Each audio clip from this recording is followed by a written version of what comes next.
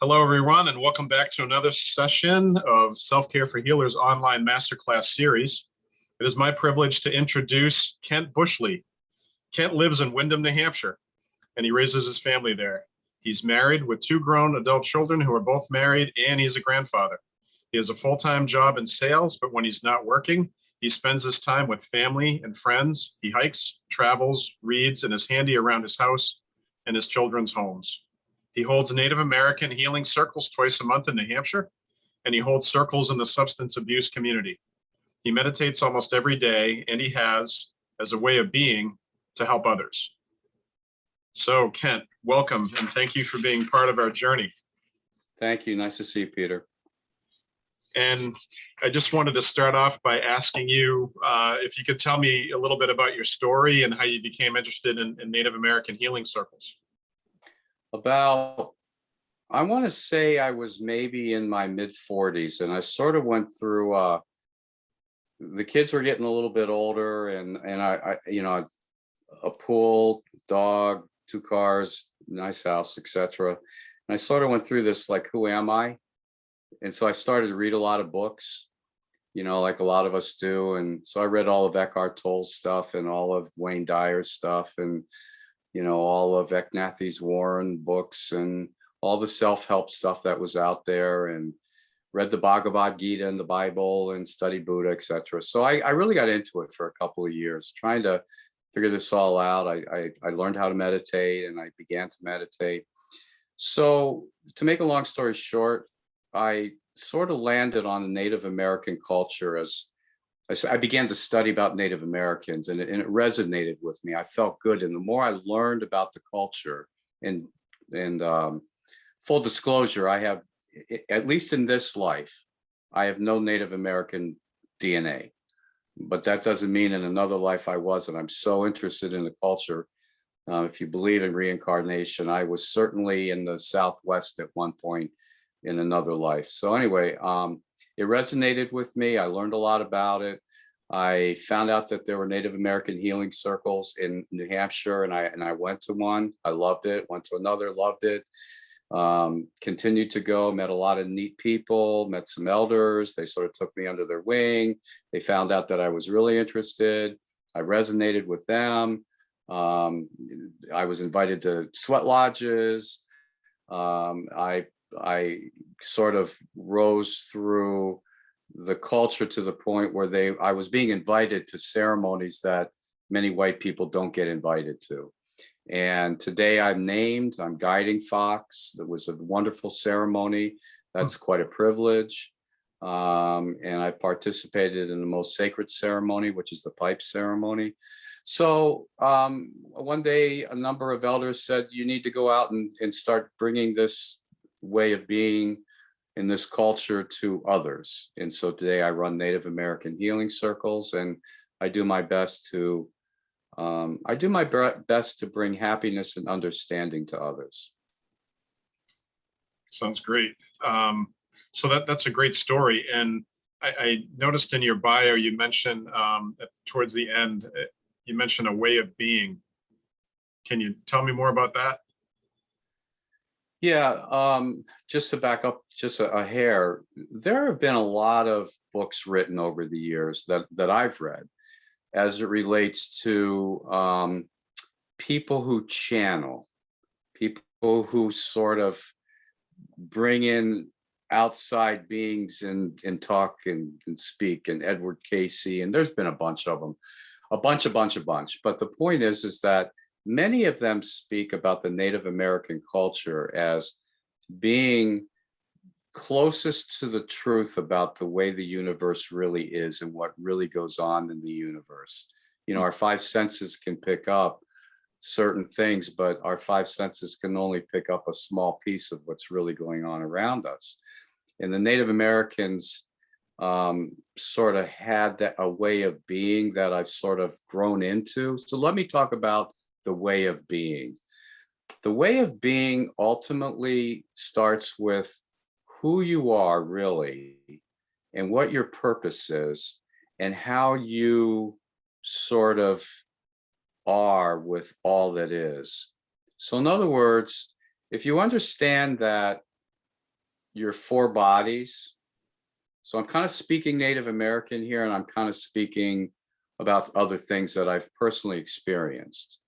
And so when I talk, I try to talk from the standpoint of knowledge and wisdom, because I've experienced it, versus a belief which could be disproven and we've learned from others. So I'm talking from what I've learned in the Native American culture and what I've experienced through that interaction with Mother Earth and spirit world and other things that I've picked up. So the thing is that we're four bodies. We're a physical body, a mental body, an emotional body, and a spiritual body. Most people sort of get the physical, and they sort of get the mental, and they sort of get the emotional, but there's a lot of people that really haven't grasped the most important part of us, which is the spiritual part of us, the part of us which is our consciousness, and the part of us which moves on after our physical body ceases to exist. That spiritual part of us is connected to the unseen world in a very profound way. And it's also connected with Mother Earth, which is a very powerful spirit. And it's also connected with everything on Mother Earth. So in the Native American culture, we were equal to everything. We weren't better than, we weren't less than, we were different than, but we weren't any better than. We were equal to the trees, which had a spirit, and the four-leggeds and the two-leggeds and the flying ones, and the slithering ones and the swimming ones. And everything had a purpose in their culture, and everything had a spirit. And we were just part of, we weren't separate from. So many people today view God, as an example, as being up there someplace and separate from, where the Native Americans viewed everything as being, they were part of spirit, and spirit was part of them, and God was part of them. Of course, they didn't say God, but white man says God, so I'll use the word God. But so today in science, we figured out that everything does have an energy and a vibration. Everything, rocks, everything has an energy and vibration. And Einstein and Tesla and others would say that if you really want to understand the universe, think vibration and energy. And the Native Americans knew that, and they called it spirit. So everything had a spirit, and everything had a consciousness, and they were just simply part of. So this way of being that I speak about is an understanding that, most importantly, we're not separate from, we're part of spirit.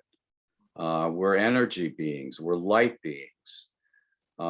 We simply walk in a three-dimensional space, but we're really five-dimensional creatures. And that fifth dimension that is us. So when I talk about a way of being, I talk about, if you want to be happy, as an example, and many of the ascended masters who have come through others, and many of us who meditate have also experienced this, they will tell you, don't pray to us. You can't see us. We're here. We're part of you. We're actually in you. You're part of us. You're just a lower level energy. But if you want to pray to anything, pray to Mother Earth. She's as much of a spirit as we are. In fact, she's a more powerful spirit. And you can see her, you can smell her, you can taste her. She provides for you. And so the Native Americans knew that. And so she was very much a part of them. Everything to them, in the way of being that I talk about, is everything is sacred, and every step is a prayer. And we don't just go out and cut flowers and put them on our table. In the way of being, we look at the flower and we talk to the flower. And I'm not saying that I do this. I'm just saying that I'm giving you a sort of a bigger picture of a way of being, in a way of understanding that we're not separate from, that we're part of, and that even people to people, we're no we're all the same. It's just some of us have energies that are a little different than other energies, and obviously experiences that are different than each other. But the way of being that I'm talking about is everything has a purpose. We have a purpose. Everything is sacred, and every step is a prayer. So, if I used to get tired and worn out when I would work with people, or they'd come to me with problems, and I know that many people who are attending this are healers. And so I just want to tell you that I've grown into this way of being, as I'm a spirit first and I have a body. And because I'm spirit and I'm connected to everything, I realize that in many cases, it's not me doing the work. I'm just simply bringing that life energy from that's all around through me, and I'm a conduit to help others. So at the end of the day, where I used to get really tired and worn out because I was doing so much work, I'm no longer tired because I'm just simply being. I'm being spiritual and being physical second. And I'm just simply bringing that energy in and doing my best to help others. It's a calmness. And so there's another part of the Native American culture that's all about balance. So when you have this way of understanding that everything is equal and everything is spirit, and obviously there's people that can go out and hug a tree and talk to a tree. I'm not saying that that's, or even suggesting that's what I do, but I can go and put my back to a tree and sit down and be quiet and feel that tree's energy and feel that tree's love. I can do that. And so when I'm feeling out of balance, there's a couple of things that I've learned to do that help me out anyway. Because Mother Earth is as much of spirit as Archangel Michael is, or whatever entity you pray to, I have found that when I go into nature and sit down and I'm quiet and I put my feet on the ground and I bring Mother Earth's energy up into me and I ask her for help, she gives me help. And I see people walking through the woods with 2 or 3 or 4 people. If I'm in the woods by myself and I hear people talking, I know they're having fun, and that's good. But the best way to sort of experience Mother Gaia, if you will, is to be there by yourself. Be by a stream, be by a tree, be by a beach, be by yourself, and just be quiet. And Mother Earth is just probably the biggest healer that we have. Mother Earth wants us children to be happy. She really does. And she has many children who are happy, but she has children that are 2-leggeds that have been disrespecting her. And she doesn't feel good about that. In fact, she's pretty upset at her 2-legged children and the way she's been disrespected. But having said that, I found that when I go into nature and I'm quiet and I ask her for help, I end up walking out of the woods in a much better spot than when I walked in. When I'm out of balance, that's what I do. And I'll walk out of the woods just feeling good. And, we all have had that experience. We're in nature. Oh my God, I was outside today and I feel so good. Well, you probably didn't understand it, but Mother Earth was helping you. Next time you go into the woods, ask for help and you'll feel even better. The other thing that I'll do is if I'm feeling out of balance, my work week has been tough, or, I didn't get the sale that I was expecting, or my son has me investing in stocks right now. And when if a stock goes down, it doesn't make me excited any, so when just a long way of saying that I have found that sometimes it's good to go into my man cave and sage myself and say a little prayer and sit down and be quiet for 25 minutes and meditate. I usually come out of that session feeling pretty good too. So those are the two things that I do to balance myself. The Native American culture, they understood the importance of balance, and they understood the importance of, if you're not balanced, allow Mother Earth to help you balance, or go by yourself and be balanced. Sometimes it was important to talk to somebody else about what's going on with you. And in fact, we know today that the whole idea of sitting in a circle and speaking what's on your mind is healing. So, there've been a lot of studies done recently about bringing EMT and other first responders who have PTSD or are struggling because their existence is so difficult, bringing them into a circle where they're sitting in a circle and one person talks at a time about what's on their mind, and then the next person talks and the next person talks. Sometimes it's facilitated, sometimes it's not. Those EMT or first responders tend to walk out of those sessions in a better spot than when they walked in. So that's sort of the concept of the Native American healing circles that I run. For thousands of years, people have gotten together in a circle and talked. And so the Native American circle we call it a sacred healing circle. And people will come in and we'll perform a little bit of ceremony, and we are in ceremony and we're all sacred, and I'll kick it off, and then I'll pass the talking stick to somebody to my left, and they'll talk about what's on their mind, and then it will be passed to their left, and on it will go. And after an hour and a half to 2 hours of the Native American healing circle, people will go back home and be on a high for 3 or 4 days. And I'm not exaggerating. There's something healing about the healing circle.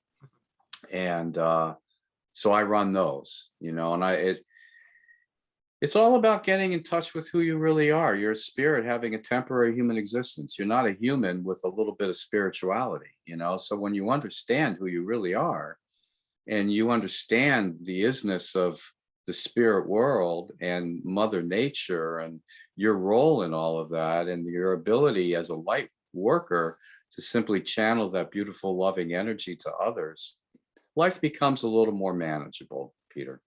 So I just talked a ton. I bet you have a ton of questions.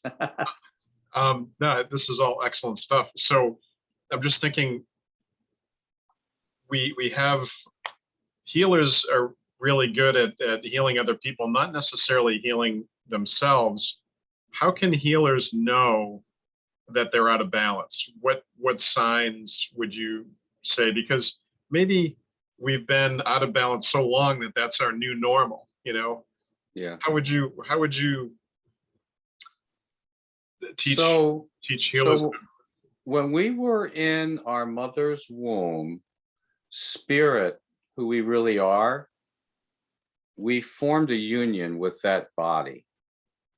And as we get older, we sort of disassociate ourselves from that spirit, and we become physical, mental, and emotional.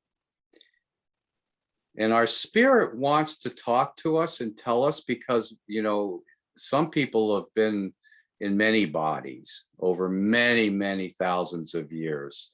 So our spirit really knows the answers, but our spirit really can't talk to this piece of me that we call my thinker or my brain. So the only way our spirit can talk to us is through our feelings. That's the way our spirit can talk to us. So if we're not feeling right, so get in touch with your feelings. How can healers help themselves, and how can they know if they're out of balance? Get in touch with your feelings. If you're not feeling happy and joyful and peaceful and full of love and vibrating in here in our chest cavity at a high level, you're thinking the wrong thing. So change your thoughts. But our feelings talk to us. They're the only things that we have that cannot lie. They absolutely cannot lie. It's our spirit talking to us.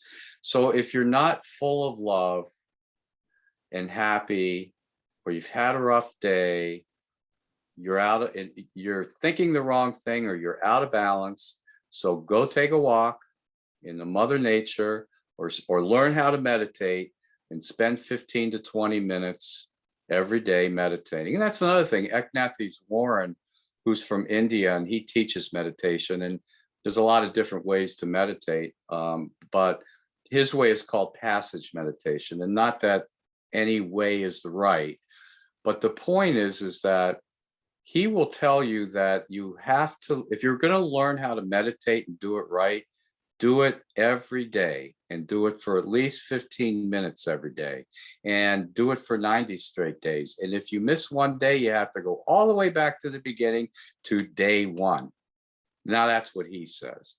But I can tell you from experience that I did that. I learned how to meditate by doing it every day.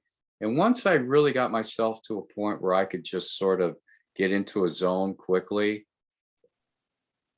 I knew I had arrived. And that's sort of what I can do today. Even if I don't meditate every day, if I miss a day or two, I can get right back into it really quickly because I've done it so many times. But it's like practice, right? So you asked me, balance, healers, how can you tell? Get in touch with your feelings. Your feelings will tell you where you are. And if you're out of balance, it's probably you've had a bad day, something awful happened, but that's okay. You're only temporarily here. You're going to move on after your body ceases to exist. So enjoy the present moment. And that's the other thing I would say. You know, I don't know if people haven't read Eckhart Tolle, Power of Now. I'd highly encourage you to do it more than once. It took me 3 times before I finally got that book. But that book, Eckhart Tolle, was divinely inspired. I'm convinced that Spirit was working with him on that book. And it's all about the present moment and the importance of the present moment. So if you haven't read that book and you don't understand the importance of the present moment, that's what meditation does for you. It helps you be present. And that's what Native American Healing Circles does. It helps you be present. And that's what Mother Nature does for you. It helps you be present. Why is present as opposed to past or future, which is where we spend most of our time? Present is the only time that happiness and peace and love and joy exist. It can only exist in the present moment. Conversely, anxiety, depression, all those other things, anxiety, thinking about the future, depression, remorse, regret, that's the past. None of that exists in the present moment. So if you're feeling out of whack, you're out of balance, learn to become present and learn to control your mind. And the best way to do that is meditation. Meditation is nothing more than learning how to control your mind and to be present. So that was a mouthful.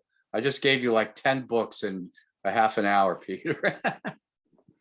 Oh, that's great. So do you think that when people feel out of balance, do they feel like they've lost connectedness, or they know they've lost connectedness, or is there some kind of an illusory process in their minds that I'm no longer connected to all there is, so I feel bad? Yeah, that's a tough one. That's a great question. Probably at its core, at its root, yes. I would say yes. If you're not connected, if you're not feeling connected to the unseen world, and I use that term, spirit world, what, you know, energy levels, whatever you want to call it, God, Jesus, Archangel Michael, Buddha, Muhammad, you know, whatever. Probably it's the lack of connectedness and the lack of, probably at its root, you're right. But obviously there's so many things that happen in our lives on a daily basis, particularly if we're healers, that can sort of break that connection. You know, if we can walk through life with the understanding that we're simply part of, we're not separate from, Spirit is with us, we all have a spirit guide, we can always call. Oh, here's another thing. You're feeling out of balance or out of connectedness or feeling anxiety, or you're just, you know, you're vibrating at low levels. those levels of remorse and regret and anger and madness and envy and fear and et cetera, et cetera. Those are all low level vibrations, and they bring us down. And if you're in that, change your thinking, meditate, go out in the woods, but just know that you're connected. And so if you're not feeling right, I don't know, that question, have I lost my connectedness and understanding? Maybe at its root, that's it, Peter. Maybe just go sit down. And so here's another thing. Many of the ascended masters that have come through people and channeled through people, or as an example, Eckhart Tolle's book, Power of Now, I believe that ascended master had come through him to help him. That was divinely inspired. Many times they will say that, we want to help, but we can't help unless we're asked. We can't interfere. And that's what prayer is all about. And so I would say that maybe, if you've lost that connectedness, or you're not feeling good, or you're vibrating at a low level, ask for help. It's called prayer. And I'm telling you what, it works. Excellent. Good advice. Good advice. So do you have a specific prayer that you use to connect with Gaia, or you'd mentioned you put your back up against a tree and you'd be quiet. Is it the quiet? Are you setting an intention with the meditation and prayer? Yeah. Tell me more about that, please. Well, so I don't know if spirit world understands English or French or German or Russian or Icelandic or Native American. Maybe spirit world understands that stuff, but my understanding and what I've experienced is they understand intent from the heart the loudest. So I don't, I'll go into the woods just as an example. If we talk about the woods, I'll just say, Mother Earth, I'm here and I'm looking for your help. And here's what I'm looking for your help for. And I'm telling, I love you, Mother Earth. You're part of me. You're like my own mother. And thank you for your love and your beauty and your understanding. But here's why I'm here. And I'm looking for your help. But I'm talking not from here. I'm talking from here. It's my intent that the spirit world hears the loudest. So vibrate at a high level from here, and spirit world will hear, and they'll pay attention.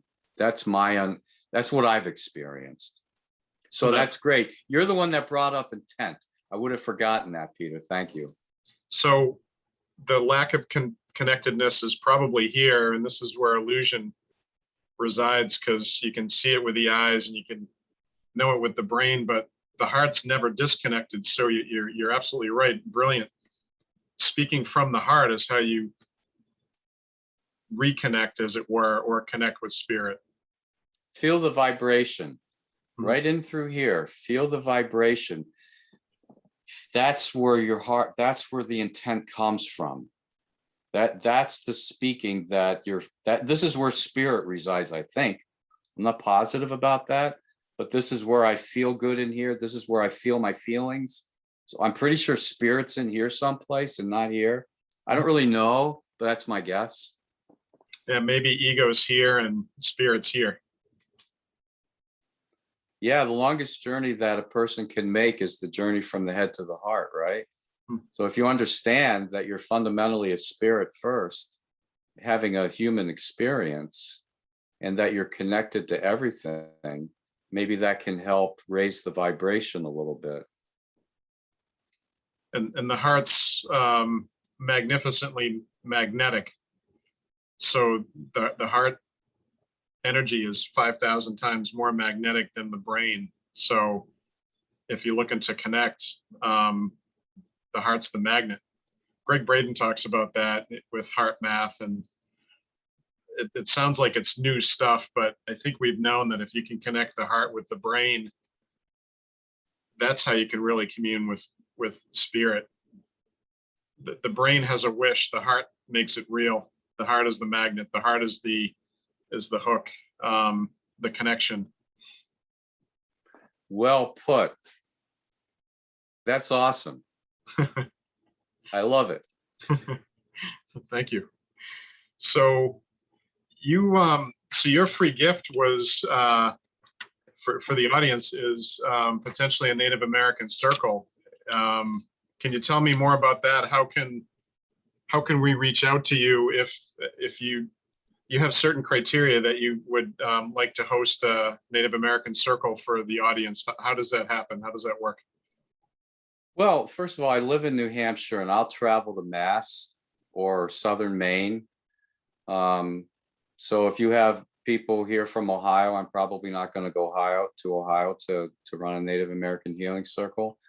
We hold two today, as we sit here, on the third Friday in the evening of every month and the third Sunday of every month. Today, as we sit here, we're at Heart Song Healing Center in Hooksett, New Hampshire.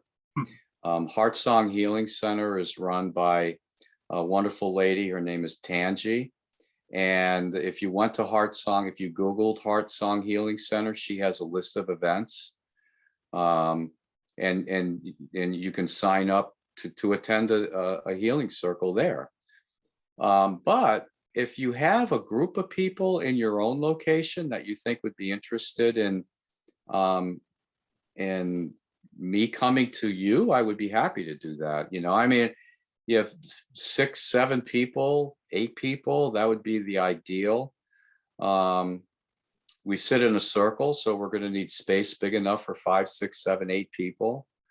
Could be outdoors, and I'll come to you. And if you have a group of people who want to sort of experience a Native American healing circle, I guarantee it, you'll love it.